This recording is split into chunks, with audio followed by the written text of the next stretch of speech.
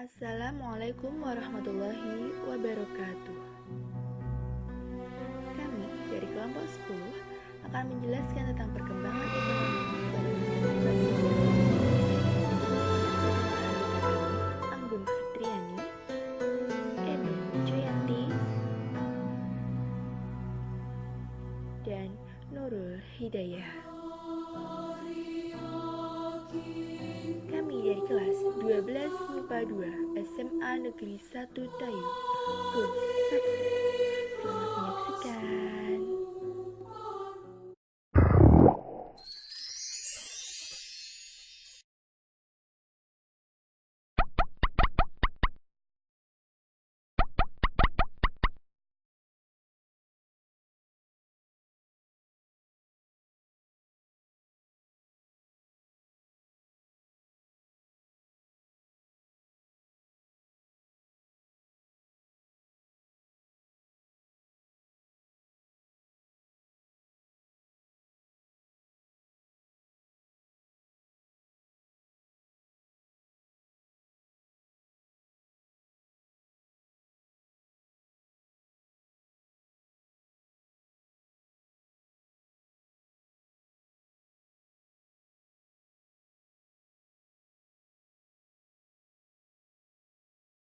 Kondisi ekonomi dan keuangan yang ditinggalkan dari masa demokrasi liberal berusaha diperbaiki oleh Presiden Soekarno. Beberapa langkah yang dilakukan antara lain, langkah pertama, membentuk Bappenas atau Badan Perencana Pembangunan Nasional. Tugas dari Bappenas: A. Mempersiapkan rancangan undang-undang pembangunan nasional yang berencana. B. Menilai penyelenggaraan pembangunan. Langkah kedua, penurunan nilai uang atau devaluasi. Tujuan dilakukan devaluasi: A. Guna membendung inflasi yang tetap tinggi. B. Untuk mengurangi jumlah uang yang beredar di masyarakat. C. Meningkatkan nilai rupiah sehingga rakyat kecil tidak dirugikan. Langkah ketiga, deklarasi ekonomi atau DEKON. Tujuan pembentukan DEKON: A. Menciptakan ekonomi yang bersifat nasional. B. Menciptakan ekonomi yang bersifat demokratis dan bebas dari sisa imperialisme. C. Mencapai tahap ekonomi sosialis Indonesia dengan cara terpimpin. Pada kenyataannya, DEKON mengalami kegagalan. Adapun faktor penyebabnya: 1. Penanganan masalah ekonomi yang tidak rasional. 2.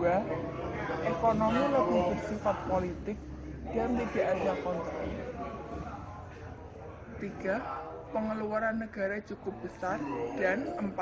Devisa semakin meningkat ditutup dengan pencetakan uang baru yang menyebabkan inflasi semakin membumbung tinggi.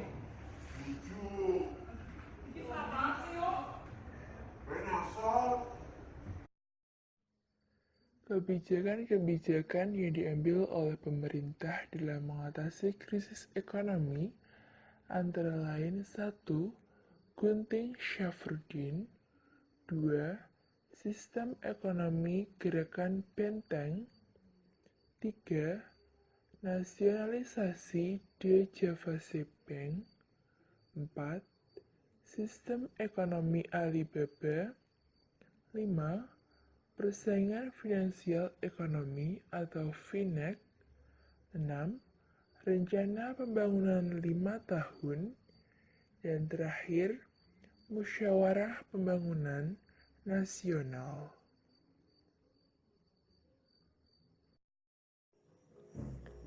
Kesimpulan, dalam bidang ekonomi, Presiden Soekarno mempraktikkan sebuah sistem ekonomi terpimpin, di mana Presiden secara langsung terjun dan mengatur perekonomian di Indonesia.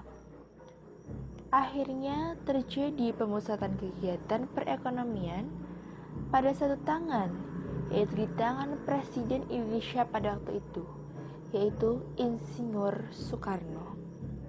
Dan akhirnya mengakibatkan penurunan kegiatan perekonomian di Indonesia.